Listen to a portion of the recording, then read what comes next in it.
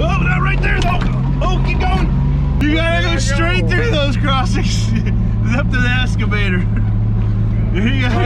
You about put this sucker in the trench. I didn't think so. Yeah, you didn't think so. It's like, but you did. Good morning, everybody. Thanks for clicking your way back to the good old Southern IA. Steve's back here. We're working at things yesterday, which we will go over. Today we're using laser beams to put the pipe in the ground. But lately we've been getting really good viewer questions, and one of them was, what happens if you hit a big old rock? And we'll go over that first thing this morning.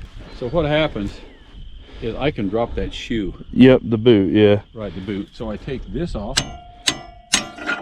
and that'll come up. There's one on the other side that comes up. Then this comes back. That side will sit back. And this will pull out. This will come up and sit in here, and then we just lift the wheel out, and that stays right in the ground. That's how that works. Yeah. That's pretty simple. Take the wheel out, drive away from it. Dig out whatever you need to dig out. You put it back together. But we've never gotten into a big enough rock that we've had to do this disconnection for. Usually if it gets into a rock, it starts bumping and jumping, and then it kind of like works its way up out of the ground, I guess you could say. That's how it kind of works. Then someone else asked, was there previously tile in this field before we started this project? Yes, there was a long time ago, which you guys will see later in the video. Way up there on the hill, Wayne took like 3 runs up that one, and then where we put some up earlier, we did cut some of those lines.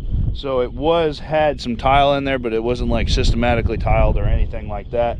It was just, he ran tile through the wet spots. That's another advantage of a trencher over a plow, is that when you go through another tile, you cut it, the tile shows up there, you can look down into the trench, say, hey, there's the tile, and then you can fix it. You can't necessarily always do that with a plow. I'm assuming, I've never really ran a plow, but you just would plow through it, and You'd never know. You'd never know until, well, you would know at some point. But yeah, you have a suck hole. Yeah, you won't know immediately where you could fix it. It'd be a problem for the future.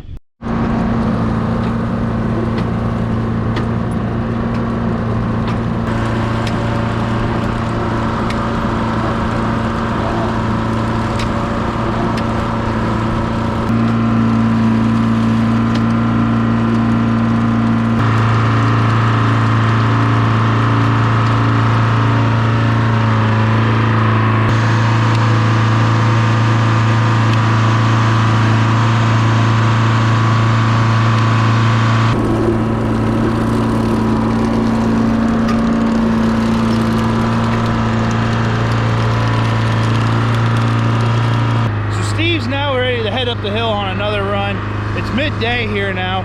It's turning out to be an absolutely gorgeous day. It's almost like 70 degrees. Nice little breeze going. But as Steve's starting off going on this one, let's have a little bit of a powwow on what we're actually trying to accomplish here. So what we are doing now is actually called pattern tiling. And yesterday we put in the sub mains or mains for this deal here, which a sub main or a main is where all of the fingers head into. So if you had a pipe running around right here, these would be the laterals, which would be your fingers, and then the sub main would be this part of your hand right here where they all connect. So I want to visually show you guys first what the problem is. Here's one of the more drastic areas on this field that's the issue. You can obviously tell there is no crop that was grown here last year. There's weeds. I mean, it's just bare mud right here. It goes all the way over there to all the way up to the top there by the orange flags, and then there's patches all throughout this area, and then all the way on the other end of this farm there's another bit of it that's just like this. So we can actually see this on my yield maps from last year. Green is where your better yields were, red is where your poor yields were or really bad yields were. So as it goes green to yellow, you can actually see over here on the key what it was. So obviously we have a real bad spot running right through here, which correlates with this whole area that we're sitting in. And then we obviously got another one up in here. So what I'm trying to do, I want to target that area too, but that won't happen this year. I'm trying to get rid of this area first. So to give me an idea on how I wanted to lay this out, I took my elevation maps, which is right here, which happens to about be the exact opposite of my yield map there. And so here's what we've done so far on this project. We've made 3 runs up the hill here that are going to have terraces on it. We made 1 run up this hill right here, which goes down to that pond sitting right over there. And we've made 1 run up the hill, which comes out of the woods right back over there. So then to target this bad spot right here, we came off of this run up the hill here with a sub main or a main. I'm not sure technically what that would be called, because this could be considered the main, so this would actually make it a sub main. And where that is this ridge of dirt that you guys haven't seen get pushed in, because it hasn't gotten pushed in, right there. That's a 5-inch sub main. It's about 4 foot deep, give or take a little bit. Some places we're trying to get to about 4.5 feet, but with the sloping and grade and everything, they got a little bit lighter in some areas. So now what we're doing is putting in 4-inch laterals that are running through this area here, targeting the bad spot first, because that will give me my most bang for my buck. Because like I stated in the other video, this stuff is not cheap. What I'm trying to gain here is to get the stagnant water off of this field so that there can get air back into the soil, get the microbes get back going, and start to raise a crop up here on these flats. These flats should be my best crop, and they will be my best crop. Doing this should take this from my worst part of my field to the best part of my field. Now someone's probably gonna ask, well, how much is it gonna improve your yields? Last year it would have improved them 100%. I mean, the difference between having a crop last year and not having a crop was drainage, 100%. But on a normal year, from what I've heard, you can increase your yields 10 to 20%. So for easy numbers on a 200 bushel normal crop, you could go to 220 or 240. Not bad. So hopefully I explained that somewhat decently. That kind of give you guys an overview of what I'm trying to accomplish here. If you guys have any questions, just leave a comment in the comment section below. And speaking of that, we need to give away a sticker. But before we do that, have you guys hit the thumbs up button to support the channel yet? Ooh. I also forgot to mention that the laterals are going in on 30-foot centers, and the target depth is somewhere between 3 and 4 feet. This one's a simple one here today, guys. It goes to a David Raff. He just says everybody needs a blue excavator. But that was a good simple one. David made me laugh. So send me an email with a location, I can send you that sticker. And don't forget, guys, you can win a sticker by being my favorite comment within the first 24 hours after this video has been posted. So if you really want to get a sticker, you might as well hit that subscribe button and ring that little bell. That way you know when I post a video. But Steve's just about done with that run over there, so what do you guys say I show you what we got to do to connect to this main? So this orange flag right there is my 30-foot center mark. So what I have to do is dig out to the main that's down in that trench, give Steve a good distance that he can lower that boot down into the ground, and then he can take on off the hill. And then I have to put a T in there so we can connect with the 4 to the 5. You guys will see that. Full scoops for Brad.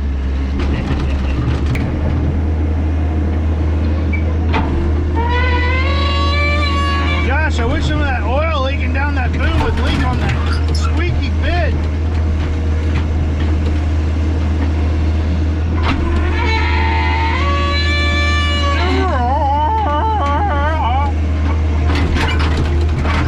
Sounds like, holy smokes.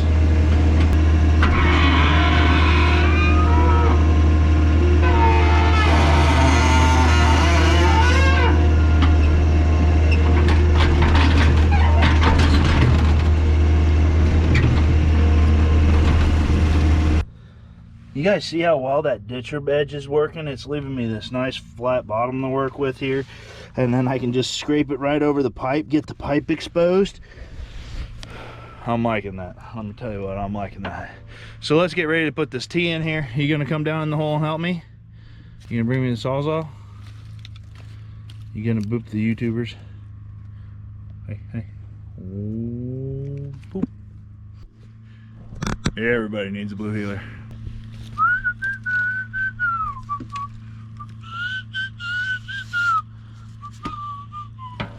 The block of cheese method. Cut this bad boy out here.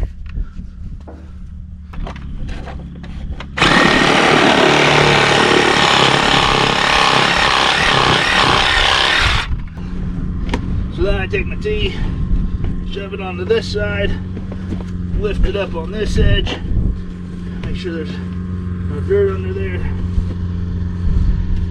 A little bit. There. Take it, shove it down. Take out a little bit more. Cheese method. Push that down. Dirt, of course, falls straight into the hole.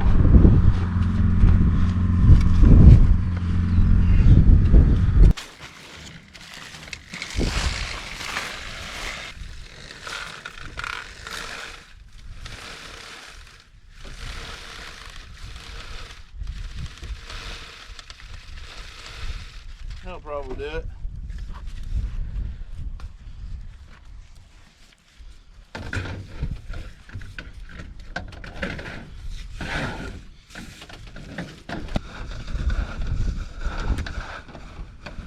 That's good.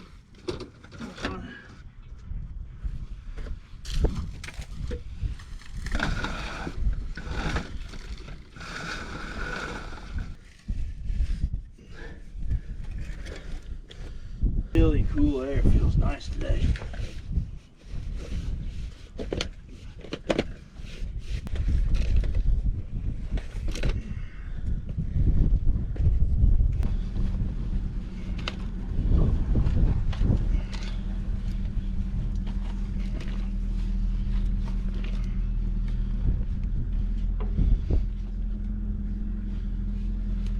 Steve's ready to go up the hill. I usually just stay in the trench until the crummer's here on the edge. Those right there start crumbing in on top of the pipe, and then I can hop out and start backfilling. Here's a good view of the crummers in work. You can see it just cuts a swale here and one down here. Kind of peels it off the sidewall there, and then as the pipe gets laid by that planter wheel, it just drops it right onto the pipe.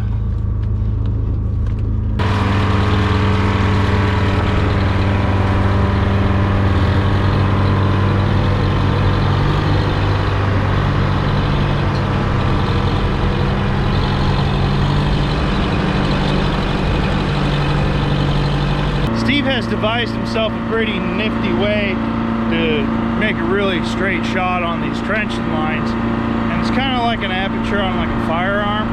Is that what he's doing here is he uses the edge of his aluminum box right here with the edge of this 2x4 up here that he has vice gripped to the front of the trencher, and then he lines up the aluminum box with the wooden post with the white post that's all the way out there at the end, and that way he gets a nice straight line as he goes along here. Here at the end, Steve says it's a good deal to hold down the pipe. That way it doesn't accidentally pop up on you. So I'm just holding it down with the shovel until some dirt falls on it. But she's going up. And to kind of show how straight of a line you can make with that homemade rig there, that is one straight line. Guys, the sun's going down. That's Wayne's and Bandit's in there too. You in there, Bandit? He's on the floor. Oh, he's in there. Are helping me out here. These are the runs that were put in by Wayne a long time ago. I'm putting some risers in here so we can build some small terraces. Steve will be back tomorrow and we'll be back at the trenching. Thanks for hanging out with us. And if you guys want to see kind of this process right here, it'll roll after the credits. See you tomorrow. So what I've already done is expose the pipe here. Works really good with that ditching edge. I need to dig out some of this dirt right here.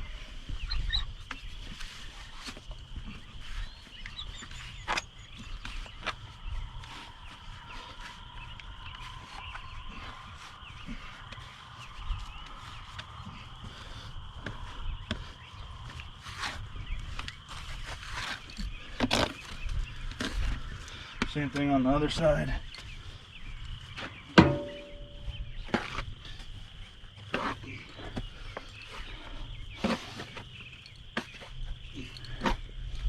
can't remember the guy that put it in.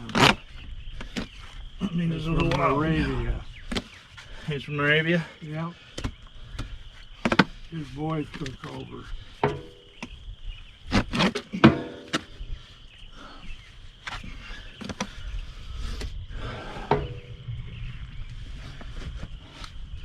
So then I take the tee, line it up on the corn rows that I want it to go on, which is about right there. Make one cut.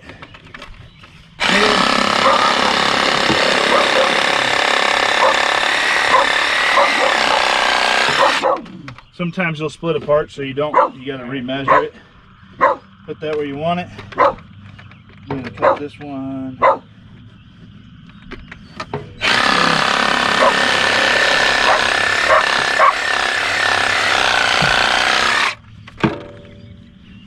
Done with this.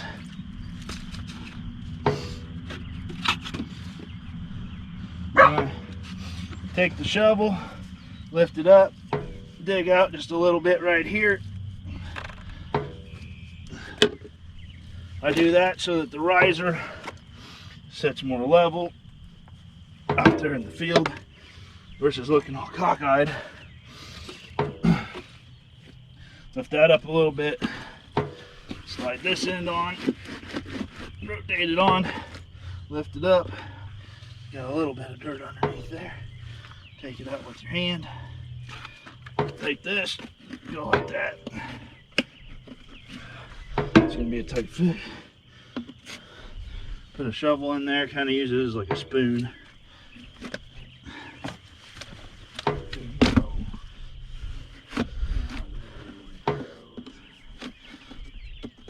Oh, I got a piece that doesn't want to catch caught.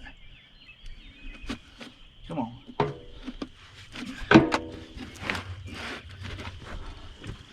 Try that again.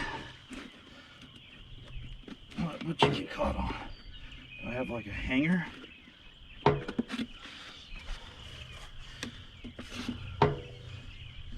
There it is.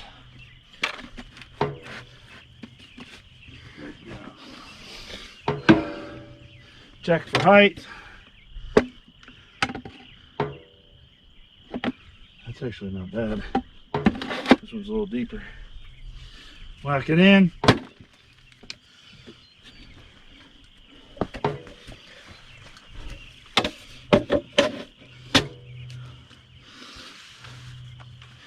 Tools out of the hole. Cram it in.